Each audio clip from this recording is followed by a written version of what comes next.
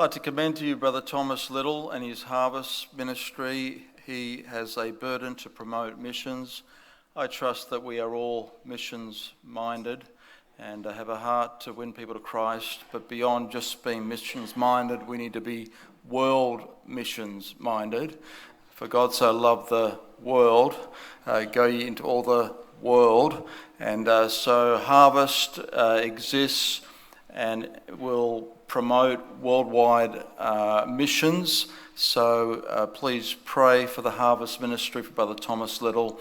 And they've just produced a prototype of the app that will be something that you can have on your phone, and therefore a means of promoting missions and opening up our eyes to the fields that are white in the harvest. So we commend the ministry to you. Little time, the harvest will be over. We're living through the biggest battle for souls in history. The fields are white to harvest. Millions blindly charging, like the Light Brigade, into a valley of decision, into the jaws of death and into the mouth of hell, to quote Alfred Lord Tennyson. Within the next generation, 11 billion souls will walk the earth. That's another China and another India by 2050. We ask, where are the labourers for this horrific battle? We know where they are. They're in our congregations. The real question is, what will motivate them? We live in a comfortable age, rich and increased with goods, but God says we're poor and blind and naked. Harvest Magazine will give sight to the blind, to lift up the eyes of God's people, to see the need and the opportunity. My eyes were opened in 1991. The Lord saved me at a decisive moment in my career. I was about to leave newspapers to produce a popular current affairs television program. But newly saved, I was willing to count as lost those things that had been gained to me. I started studying the Bible and doing volunteer work for a ministry called Mission USSR.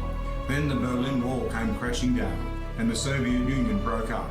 I traveled to Moscow and Belarus and Ukraine. People ran alongside our car and grabbed at the gospel tracts that we thrust out the windows. Troops of the Red Army gathered around us in Red Square and many were saved. We spoke at Moscow University and many students were saved. I saw how stories of opportunity could motivate labourers.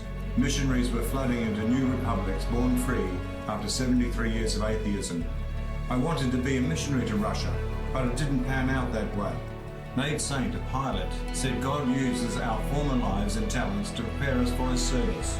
In his case, it was flying into jungles to reach the unreached tribes. And while I didn't understand it at the time, God was preparing me. In an extraordinary series of coincidences, he placed me in Seattle working on the launch team of the world's first major online news service. I later joined an American leadership firm in a communications role. That role allowed me to visit churches throughout the United States and the Asia Pacific to test the appetite for a magazine about missions. I'm now full-time by faith and on deputation to build a full magazine app. God has already built a team of 10. They include an author who specializes in missionary biographies, and the woman who redesigned the Sydney Morning Herald, as well as the Harvard Business Review, both online and print.